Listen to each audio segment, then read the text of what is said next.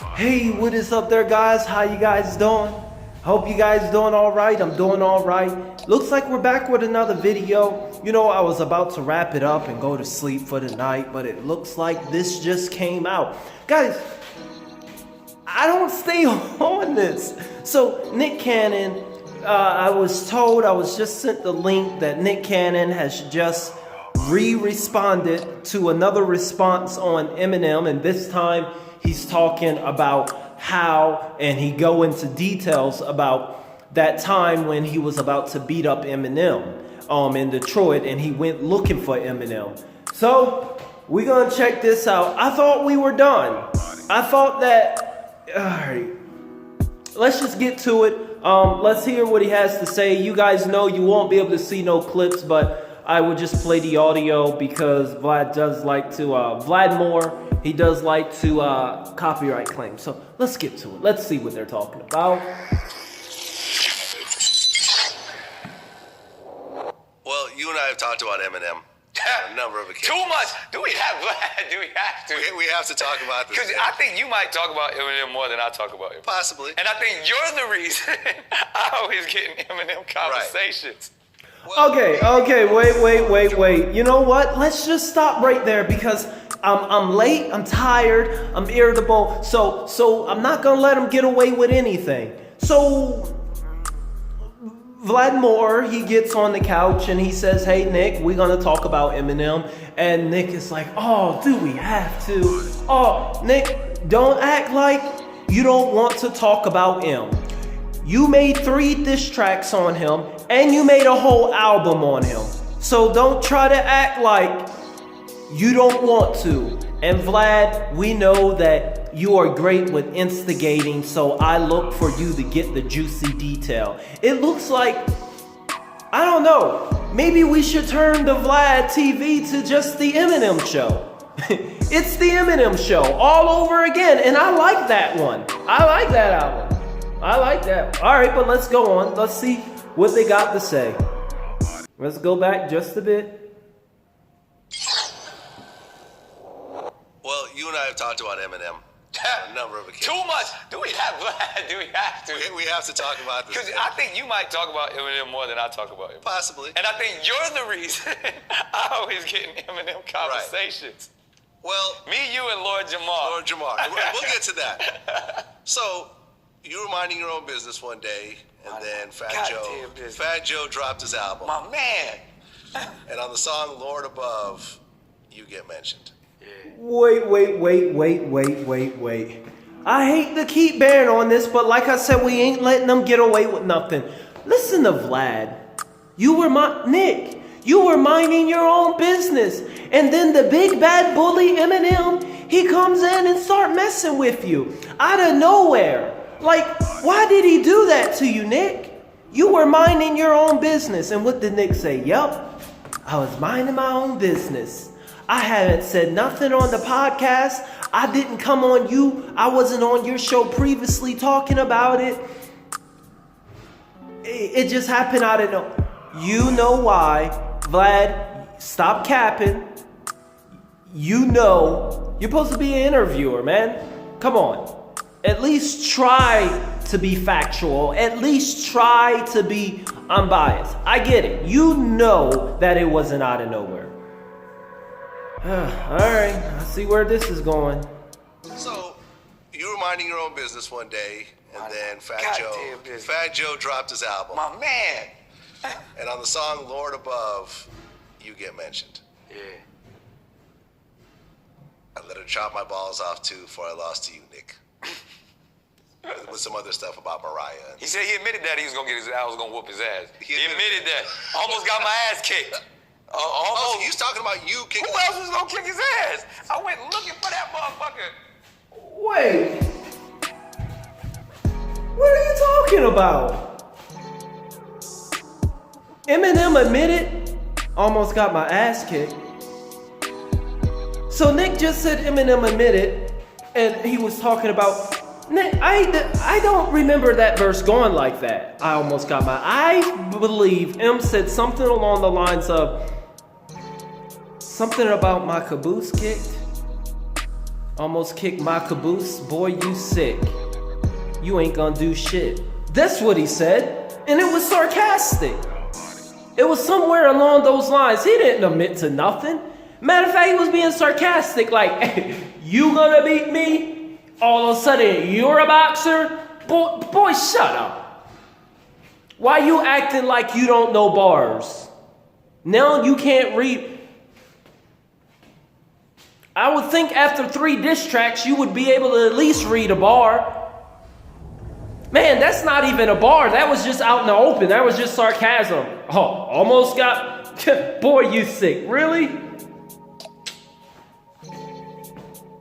And then what does Vlad do? Oh, yo, he was talking about you? You were the one that he was talking about the...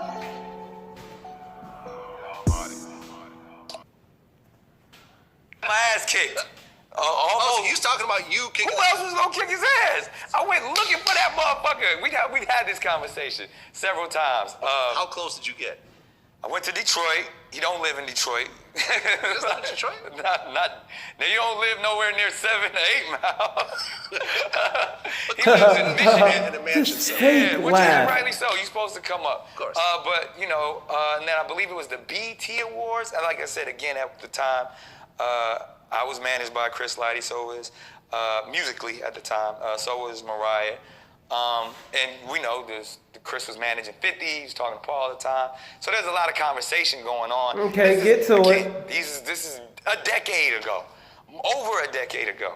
And everybody knew how serious I was. Like, I was there to defend my wife. I ain't give a fuck about no lyrics. I ain't give a fuck about, like, you said some disrespectful shit about my wife, and I'm going to beat your ass. That was my mentality in 2009, 10, 8, whatever year Stop. that was. Okay. So let me get this straight. So basically what you're saying, Nick, is that my mentality is that with regards to rapping, I can't rap and I can't go bar to bar and I can't articulate myself through rap. So I want to fight and use the race card. I want to use physical violence because of words. You've got kids, and I hope you're not teaching them the same morals and ethics like that, right? Because, I've done, but anyway, went looking for M, and, well, we've heard this all before. All of a sudden, Nick, and he's got these tattoos. You guys got to look at this. He looked like he just got them today. He looked like, but anyway, Nick, you don't box. Chill. All right, let's go on. Let's move it back just a bit, and let's see.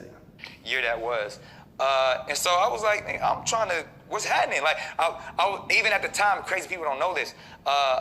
Emmanuel Stewart, God rest his soul, one of the greatest boxing trainers ever, was working with M because I think M was supposed to do that boxing movie that Jake Gyllenhaal did. Mm-hmm. So he was training with dude and Emmanuel. I was at a fight one time and everybody know I box and all that stuff. So Emmanuel was like, yo, he ready for it. I was like, set it up, E. Set it, whatever. All money goes to charity. He was like, I was like, I do this. Like, that's all I wanted. What do you mean we know you do this? So he's like, yo, set it up. This is what I do. When did he become chill.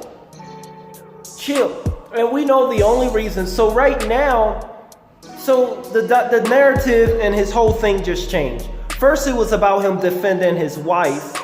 So now it's about charity. And now it's about, hey, I just want to throw hands and see what we can do.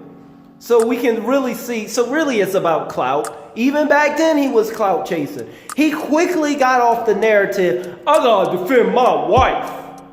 Now this, just set up the boxing match. Let's do a charity event. We can give it all to charity. Let's just set it up. I'm sorry, Mariah.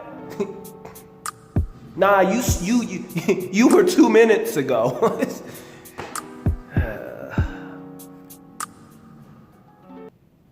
I bet people in the comments gonna be like, nah, Nick talking some real right now. Whatever, all money goes to charity. He was like, I was like, you know, I do this. Like, that's We all don't know that, Nick. Real talk, I was like, I want to match whatever energy he's on. I know I ain't gonna out-rap the motherfucker, but I was like, yo, if you really got a problem with me and my wife, you talking that shit, you gotta have, I feel like people can say whatever they want to say in life, but you gotta be able to deal with the consequences that come with your mouth. Well, simple as that. Okay, fair, well. at the level. All right, let's stop there. Okay, M's a rapper. You claim to be a rapper. You were doing gigolo and making rap stuff too back then. You claim to be a rapper, and the same thing. Now, if you claim to be a rapper, then you need to deal with coming back at him with words in a diss track. Don't try to change the narrative and whatnot. Don't try to change, because he's a rapper and he's made a diss track, so he's got to be willing to fight. No, this is the rap game. If you want a battle game, if you want a boxing game, then all right, then he's got to be willing to deal with it. If he was in boxing, like Muhammad Ali, I'm the greatest, sting like a bee butterfly, y'all know, then yeah, he's got to be willing because that is his craft. That is what he do. He box, so he's got to be willing to deal with the consequences of his words because that's what he's in. If I'm a teacher and I'm talking about, man, I'm getting tired of these teachers, I'm getting tired of this administrator, and this principal don't do anything with these kids, then the principal ain't gonna come out, let's box. You gonna be, I'm holding you accountable, Mr. J. Nah. What's the consequences of being a teacher? I gotta be willing with, maybe getting fired, getting some time off. It's a rapper. All right, so he's got to be willing to get ready to get dissed. Put the parallels together, man. Stop with all this physical. I mean, people want to fight. You got your Gucci man, you got your MGK, text me the addy. Everybody wants to fight because they get dissed, because they can't rap. No, y'all got to be willing to deal with the consequences of your podcasting, of your interviews from a rapper. He's going to diss you. Deal with it.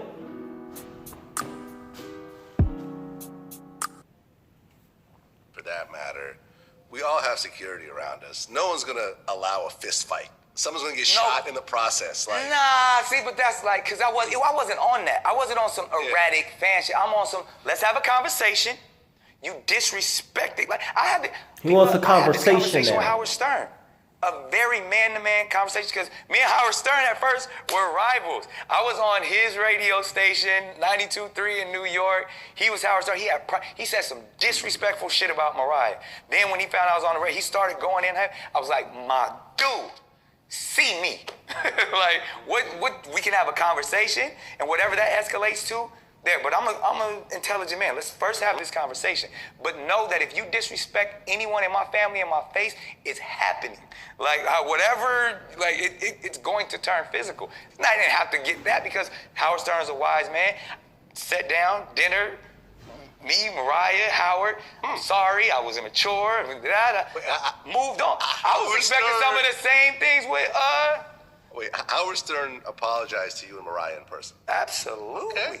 So he was expecting Eminem to sit down with him and apologize for what he said on his diss track, because that's what Howard Stern did. And he tried to make himself seem like, hey, yo, Stern, you don't be disrespecting, like he got him all in check. And then, like a little puppy, I'm sorry, Nick. You thought M was going to do that? See, the difference is that Howard, he didn't smash your ex-wife. And then she lied and said it didn't get done. And she went on a denial tour on all these different live shows and whatnot and tried to attack his character and his character and his morals and his ethics first. Once again, the parallels don't line up. What else you got? Closest of friends or associates in the industry, but a mentor, someone I call when I need help. Because, and first of all, Howard Stern's in his 60s. Let's go there. Like, but at that time, he was saying some wild, same level shit that Eminem was saying. Okay. And I was like, and this is why, and this is the root of the problem, Vlad. And this is where, you know, I'm all for the jokes, I'm all for the competition and the hip hop. But there's a mentality. It goes all the way back to the slave codes, when the slave codes were established. Okay. That there was practices that the slave master, the oppressor, would rape a black woman and make her husband stand there and watch. And he couldn't do it. Okay. Nick is right. There was practices, and there where the slave owner would take the slave, the female slave, and then then take the husband and make the husband and that male watch him rape her right in front. It was a process of demoralization and to try to control and to try to. It was a way that the slave owners gain power, because if you can control someone's feelings and mind, then you can control them. So it was just another way to remind the men slaves that, hey, I control you and I control yours. So who's in control? It was just a way of breaking them down mentally, the slaves. So what does that have to do with Eminem? Why are we talking about slave owners now? This is either about manning up, or it's about race. It was supposed to be about two men at first. You know, hey, I'm protecting my wife, but now it's about slave owners. I gotta see where you're going with this. Anything about it, he did anything about it, he was dead. It was illegal.